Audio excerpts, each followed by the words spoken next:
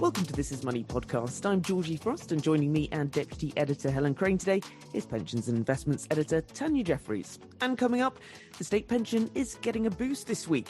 So why is one This Is Money reader getting an even bigger rise? We're still dragging our feet on getting a will. If that's you, then you may want to listen to this. Talking of dragging feet, and broadband bills are shooting up this month as firms told 2 years ago to make it easier to switch, well, seem to have ignored the deadline set by Ofgem. And fancy a sabbatical from work to go travelling? We explain how you can make sure it doesn't harm your future finances. Don't forget you stay up to date with all the latest breaking money news. Just go to thisismoney.co.uk or download the app. Don't forget, you can stay on top of what's going on in the markets by tuning in to the Digest and Invest podcast by eToro. Go to your regular podcast platform and listen on the go. Digest and Invest by eToro, the podcast for those interested in trading and investing. But first, we're used to hearing stories, aren't we, about people not getting enough state pension. However, Tanya Jefferies, you have a reader question, and they're wondering if they're getting too big a rise, 16.6%. More, it seems, than what we thought everybody else was getting. It seems they aren't alone either. So is this an error, they're asking? Or have they been shortchanged all these years? Tanya, welcome. State pension going up? Some people getting more than that. Yes. Well, it's worth starting off by saying what everyone is getting. It's 10.1%. Obviously, it depends on what you're on at the moment. But if you're on the full flat rate and you reach state pension age from 2016 onwards, there was a big shake-up in 2016, you would be on £203.85 a week. That's about $10,600 a year. If you were on the retired before that and you get the basic rate is going up to £156.20. Now, you're highly likely to be getting a lot more on top of that if you paid for the second state pension. If you didn't, then it's highly likely that you got extra through your workplace pension and get the extra that way. The reason I dwelt a little bit on the 2016 change is that is actually what is one of the things that is sort of influencing this reader's situation. He came under the old system, which was very complicated, and that was one of the reasons that it was overhauled. But because he was contracted out of the second state pension, the bit that was sitting on top of the basic state pension, his employer had to guarantee that the bit that it was making up was going to reach a certain level. And a previous big rule change in 1997, which made it even more complicated, meant that it was something called the guaranteed minimum pension. And over the years until now, that bit of his pension has been exceeding what the annual rise has been in the state pension. It's calculated every year. But this year, because the state pension is going up by so much, that actually means that he's going to get extra on his state pension. It's quite convoluted, but the reason that Steve answered this question was actually he had 3 people writing into him saying, hang on, is my state pension wrong? I'm getting too much of a rise. And so there's quite a lot of people who have been retired some time who are affected by this, are scratching their heads. I mean, obviously it's a nice problem to have to get a 16.6% rise, but that's the explanation. But the main issue for everybody is the 10.1% is really great. There was a big fight over it. As you recall, we talked about it quite a few times on the podcast. But one thing to say about that is that the inflation is still 10.4%. That's what it was in February. And it actually went up slightly from January. Now, that is expected to go down quite dramatically in the coming months. But it is possible that we're going to have another great big fight again about how much the state pension rise is next year. It's all decided around the autumn time. It depends on the earnings growth figures and what inflation will be around autumn time. But I think it's quite possible that pensioners are going to have to really fight for the next rise. And you can kind of understand why. If inflation is running still above what they're getting this month and they've had to wait for it all through the winter, you can see the issue here. So this problem is not going to go away. What's your instinct, Tanya? Is the triple lock done? I don't think it is done. It's so popular with older people who tend to vote, and we've got an election coming. I think it would be really, really hard for them not to stick to the triple lock this coming year. And I think it will be really hard for any of the parties not to pledge to keep it for the entirety of the next parliament when they come to write their manifestos. That's just my view. I'm just an observer. I do not know, but politically you can understand why that might play out. Tanya, I could not agree with you more. Again, I'm far less qualified than you are to make judgment on this, but I think politically speaking, this would be a very brave decision. Helen, we've been looking at what's been going on over in France, and well, let's be honest, I mean, the French do protests far better than we do, so I'm not sure we're going to get those sorts of levels of protest, but we did get a delay, did we not, to the hiking of the state pension age to 68 until the next election. But what do you think will happen to all of this, Helen? A lot of kicking into the long grass, I sense, with sort of pension decisions. Yeah, I agree with Tanya in the short term. I think the triple lock is going to stick around. You're right. You know, it's so popular, and I don't think any party or any government wants to be the one to kind of take that decision. But I do think in the longer term, something is going to have to change. You know, it's, of course, old people do vote, but I think there's going to come a time when, you know, it's hugely expensive, and at the end of the day, this is essentially, it's something that benefits older people. And, you know, there are a lot of younger people, families who are genuinely really struggling. I'm not saying there aren't older people and pensioners who also struggle a lot financially, but there's a huge amount of older people who are quite asset rich. You know, a lot of old people own their own homes. And I think generationally, there's going to come a point where something is going to have to change, because it starts looking quite unfair if you look at certain types of older people who could probably do without that rise every year, but it's going to be very tough to do, and I don't know what would be the straw that would break the camel's back in terms of that actually happening. But I think long term something is going to have to change. Well, the argument would be that those workers now that are paying that money that goes to the state pension will, Tanya, one day benefit from it. Unless it keeps getting pushed out, the state pension age, we didn't get it. Why did we not? The speculation was that it would be increased to 68. Why did we not see any change? Yes, the government announced this last week. They were actually expected to say something about the state pension age in the budget. And when they didn't, it was a bit of a telltale sign that they were going to kick it into the long grass again. They've had endless reviews about when they're going to put the state pension age up to 68. And they've now pushed the decision back until after the next election, so probably 2026. The reasons that they gave were that life expectancy has, to be honest, it's fallen over the last decade. And some of it might be to do with the pandemic, but we need a bit longer really to assess that. And they also talked about the labour market and public finances. Those are the three things that they said were going to be considered.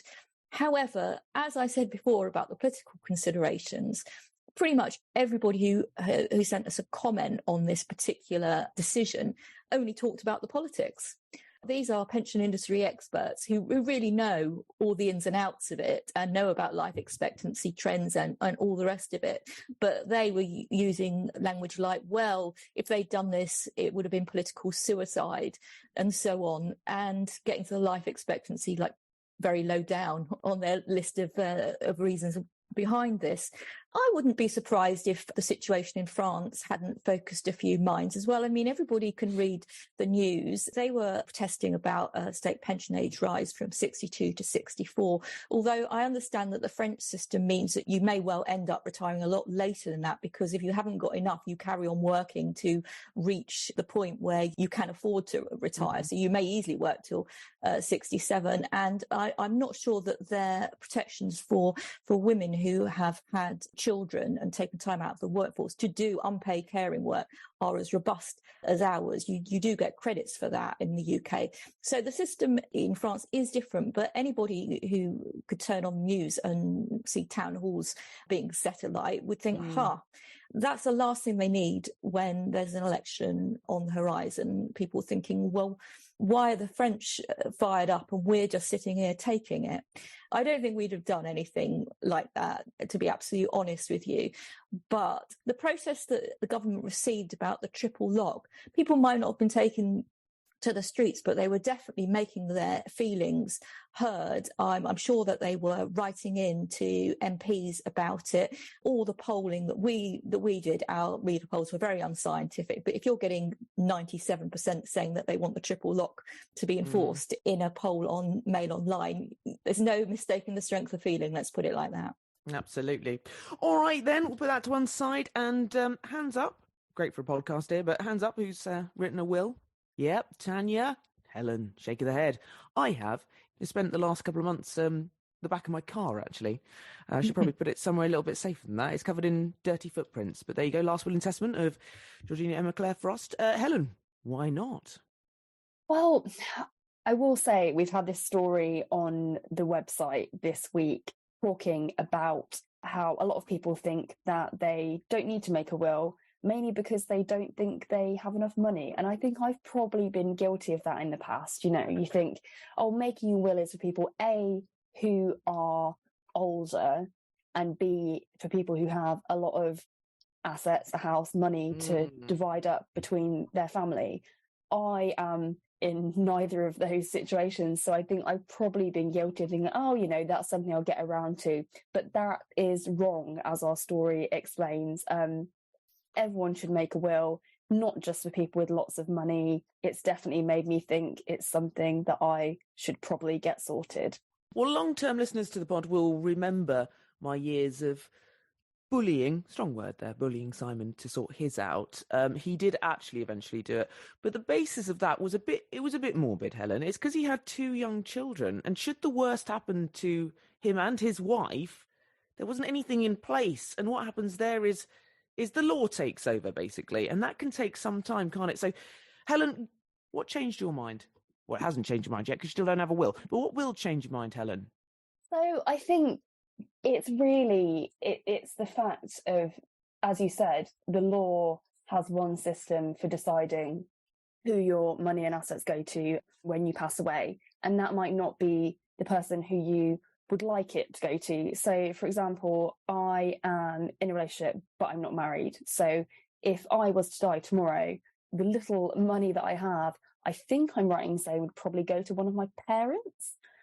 Because if you're not married, there's basically no rules to say that this person would be able to take your assets and your income. There could possibly be a sort of legal argument they would be able to, but automatically, I think I'm right in saying it would probably go to my mum or dad. Now, I like my mum and dad, but do they need the money as much as my poor boyfriend would if I had passed away and he was left to pay our rent?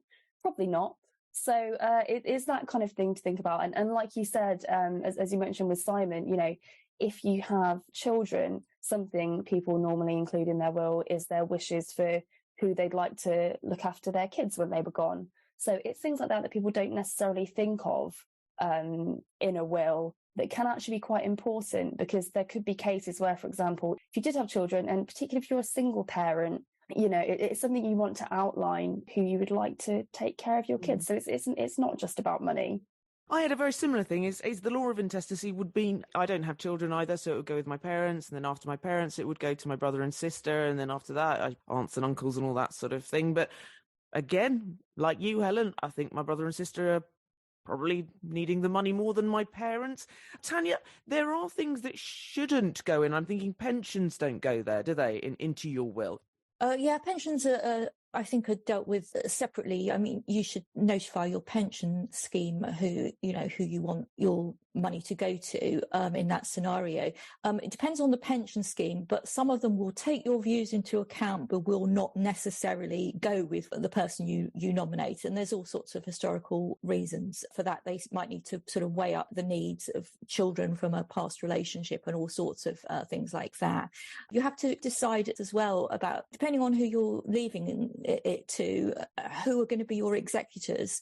Executors are a really important area. You need to think, I mean, obviously, if you've got children who are going to be their guardians, I think should be first on your mind, but executors should be very high up on your list as well. You should ask people's permission before you make them an executor.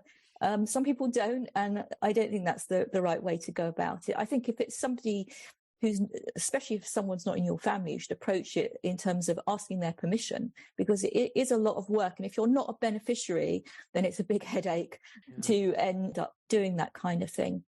Helen, I think another reason that people sort of put it off is when you say you think you don't have enough money, you don't think you have enough money to pay for a solicitor to go through all the rigmarole of doing it. But it doesn't have to be like that, does it? Unless you have complicated affairs, then I would suggest that you do go and get help, of course. But it doesn't have to be very complicated, does it? Or expensive?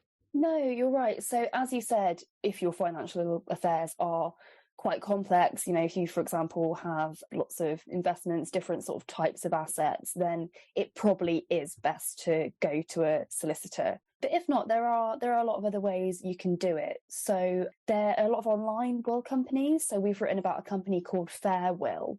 And for people who have quite a sort of straightforward will to make, that can be quite cheap. So it's £90 to create an online will, or £140 if you're a couple. You could also do it over the phone for £240 if you don't want to do it online. So that's not too much money to kind of get it sorted.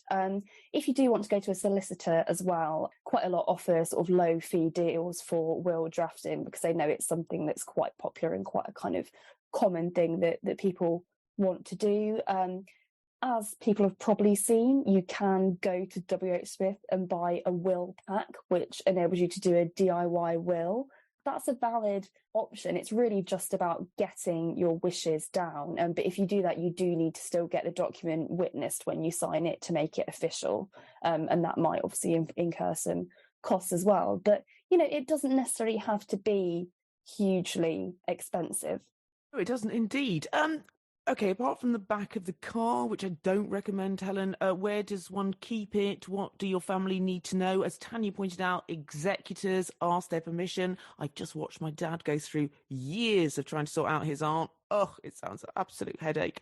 And, you'll be grieving. My mum asked me if I would be an executor to her will. I said no, because I'll be too emotional, mother.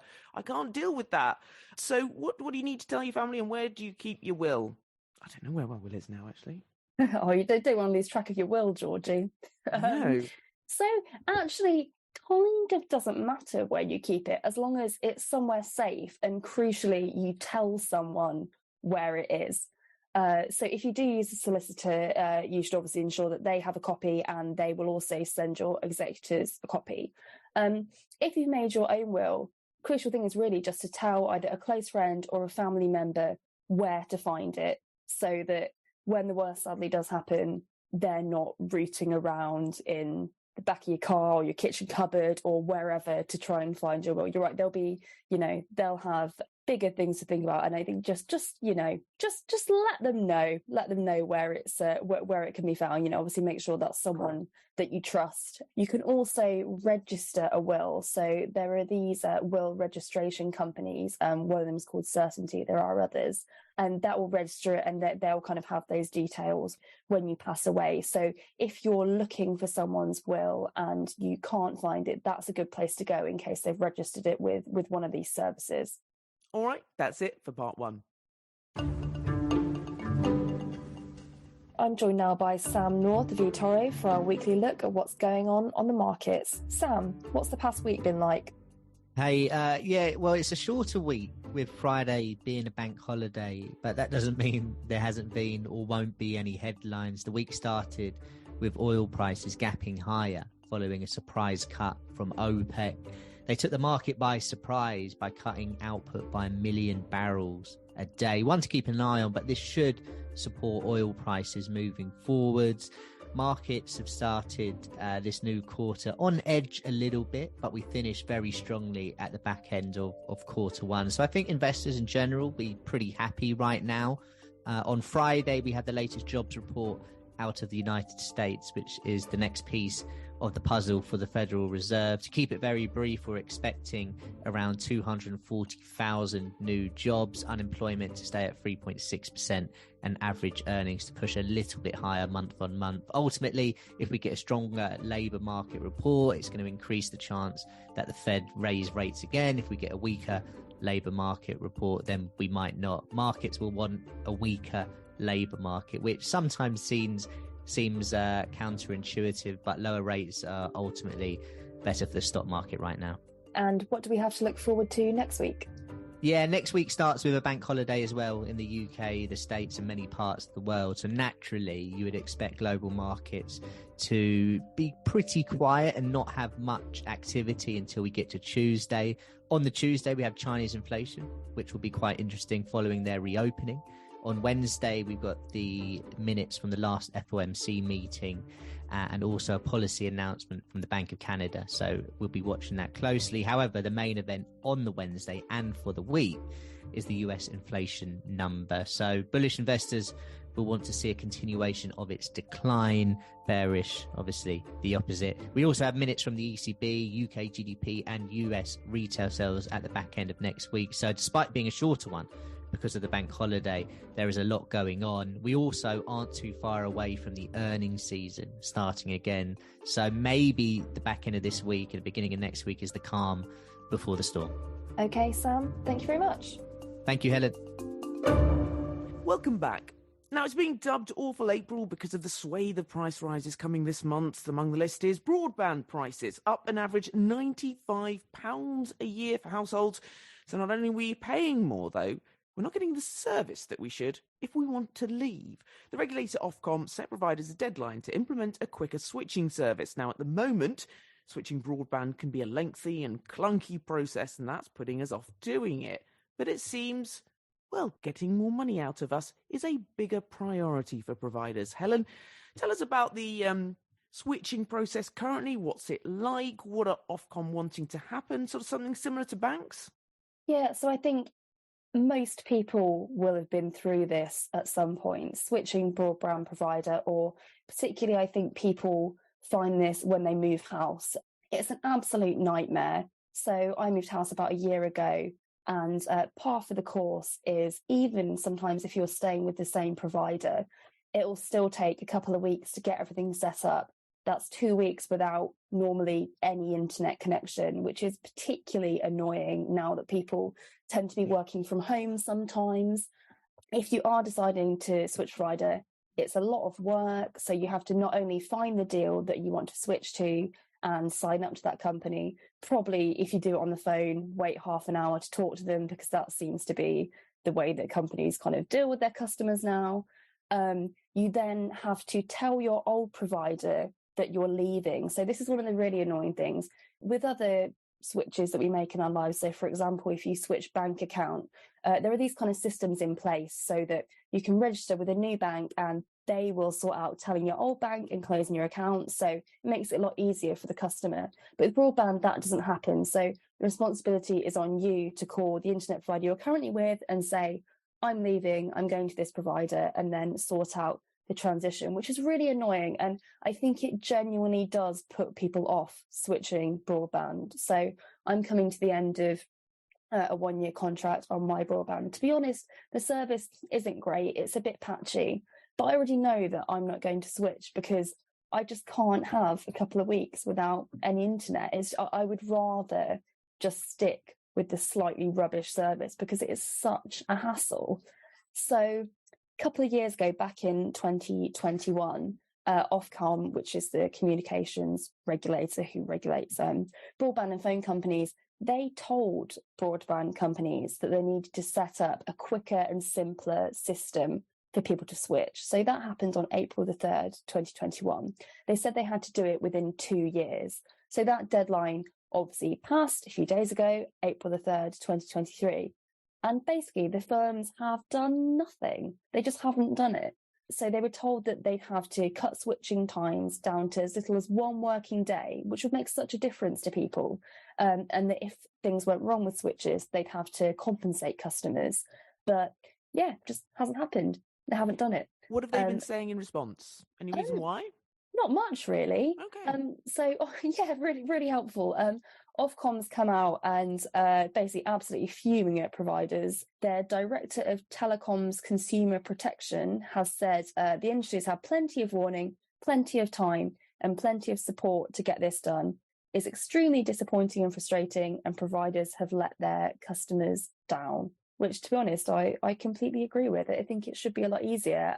And I don't know whether perhaps broadband companies get away with this a little bit. I think perhaps because compared to the other bills that people pay, broadband is a smaller bill. I think people maybe think, oh, I won't complain. It's not like, electricity bills now where people are paying hundreds of pounds a month. It's, it's £20 a month. How much compensation they give me? Are they going to really sort it out? I think people just kind of let them get away with it. And I think it's a real shame because we rely on broadband so much now for everything, really.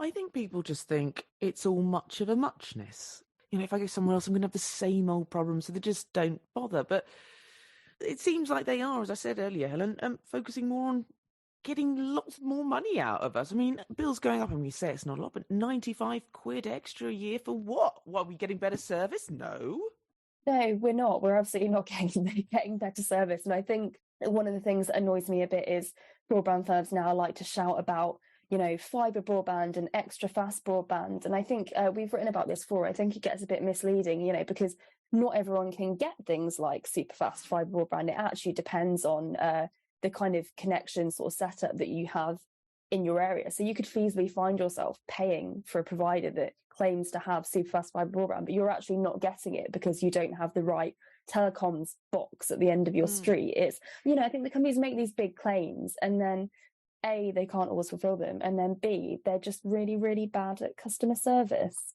Yeah, indeed. So how can you get a better deal on your broadband, Helen? Sure. So I'm a lazy switcher, but actually, if you're not happy, you really should switch because, if your broadband provider is absolutely terrible, it can't be worse, can it? You might as well. There's a school of thought you might as well, give it a go. Give one of the other ones a try. So there's plenty of places where you can look for new broadband deals. We actually have one on the This Is Money website. If you go to our homepage, you can find a link to it on there. So you put in what you require in terms of your connection speed and things like that and what you'd like to pay, and that will show you all the best deals. And connection speed is key, actually. So a lot of providers will, tout these super fast connection speeds, but actually, depending on what you do on the internet, you might not need to pay for super high speed or super amounts of kind of data. If you just use it for sort of internet browsing, occasionally kind of watching videos and things like that, if you're not a big gamer, you actually don't necessarily need one of the tip-top internet deals. So I would say my best tip would be to research what sort of download speed you actually need for what you do, and you might find that you're probably overpaying for the level of broadband that you have. So check out what you need and what you're paying for, and if you can find a better deal, then do switch. Excellent, good advice. Right, finally, I have to ask you two again. If you could take a sabbatical from work, where would you go and what would you do? Tanya, have you thought about this? Well, I did this really early on in my life, actually. When I was in my mid-20s, I went off backpacking for 2 years. Cool. It was after my first job.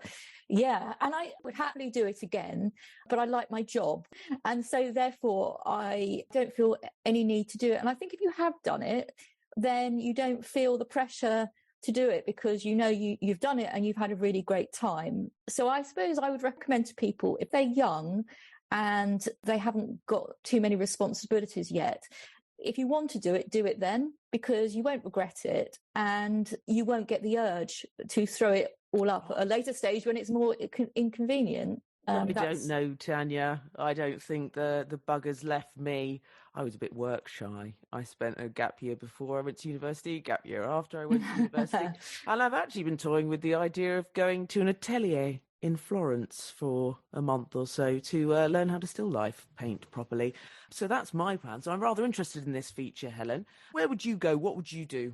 So I'm afraid I'm one of these people who Tanya was just talking about who, when I was younger, I saw a lot of people I know kind of travel around the world. And actually, a lot of my friends have kind of settled in different places around the world. And I've been the one who's thinking, oh, yeah, I'll probably get around to that at some point, and then actually never done it. So I think what I'd probably do is, if I took a year off work, I'd just go and visit all my friends who now live in mad places around the world, and kind of piggyback off their exciting lives for a little bit. So I've got a friend who lives essentially like in the outback in Australia.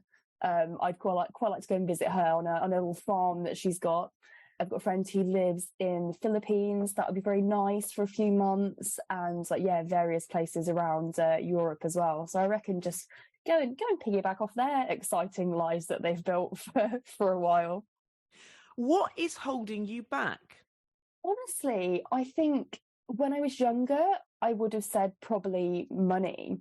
But I think now, possibly like Tanya said, I think if I left my job, you'd always be worried about kind of getting back to it. Could you get hired back to job? I don't know. I haven't asked the question. I'll maybe ask Simon on another podcast. Would you have me back if I went Simon where you needed for a year? But you don't know, do you? And then even if your company or your boss did agree to have you back, things might change. You never know, do you? And it's just maybe a bit of anxiety. I think when people who kind of work quite hard to get to a certain level in their job and maybe it's a bit of an old-fashioned idea, but kind of throwing it away to go travelling. I think probably a lot of people don't actually think like that anymore, and maybe that's a bit outdated. But I think that's the worry for a lot of people. What happens when you come back?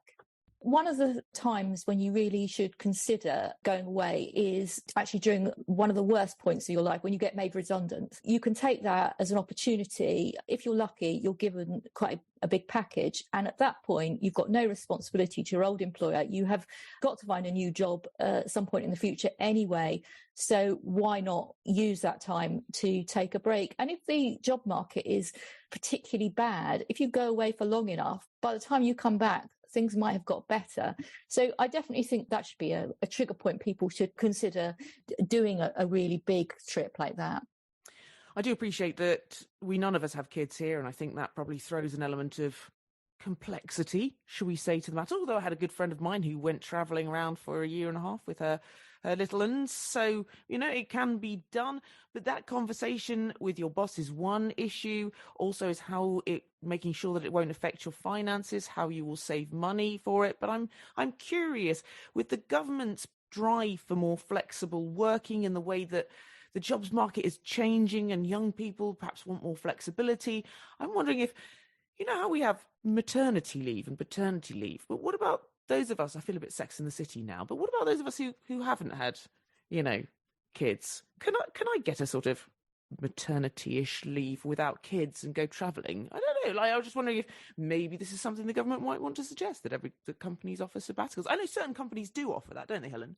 Yeah, well, I think actually it's interesting you've touched on that. In our article, we've written that, so some big employers, for example, the NHS, Tesco, HSBC, they will actually offer sabbatical leave to people, but people who've worked at the company for a certain amount of time. So there's a service requirement, it's called, on these, and it's basically a way to reward people who've worked at the company for a long time. And as you said, might have got to that stage where I've been in the same job for a while.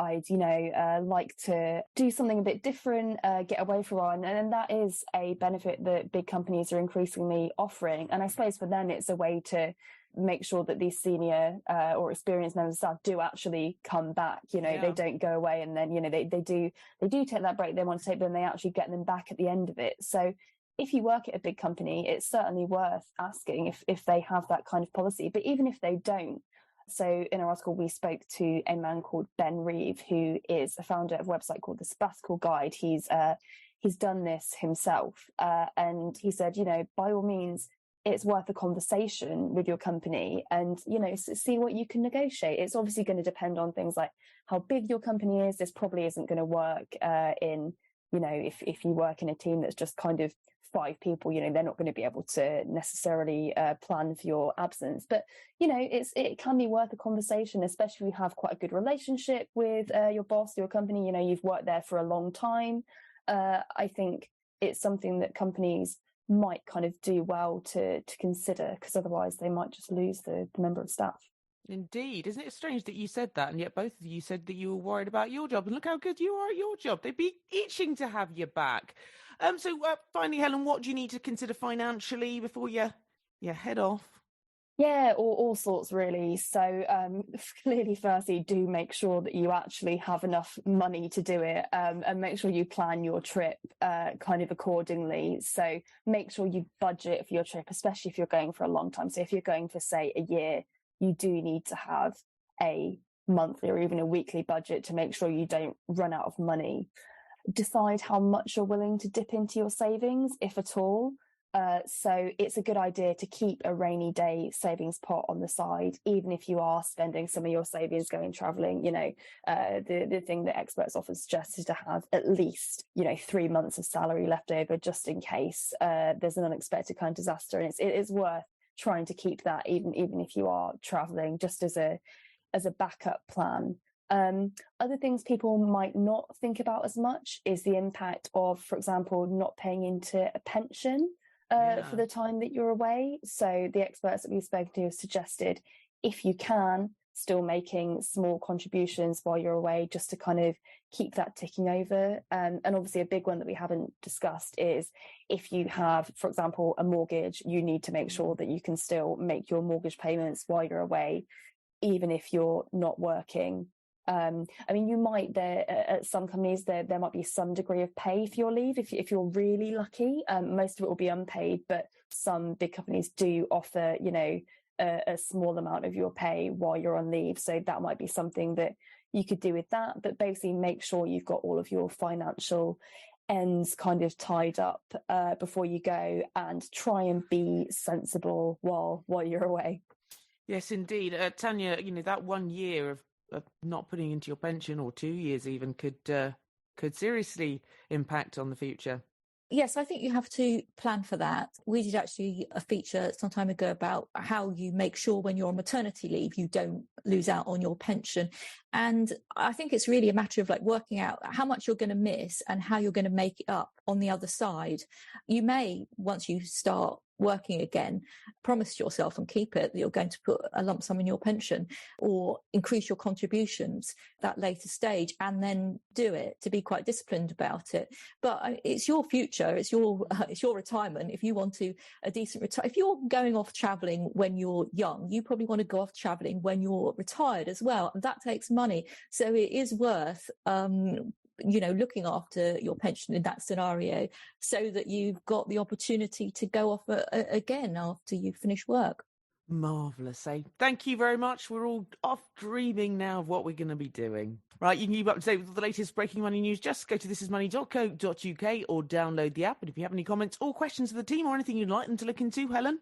You can email us at editor@thisismoney.co.uk. You can tweet us at thisismoney, and you can come to thisismoney.co.uk/podcast to find all the past podcasts and join the debate in the reader comments. And if you like our podcast, why not rate us wherever you found us? It helps other people find us too. Don't forget, you can stay on top of what's going on in the markets by tuning in to the Digest and Invest podcast by eToro. Go to your regular podcast platform and listen on the go. Digest and Invest by eToro, the podcast for those interested in trading and investing.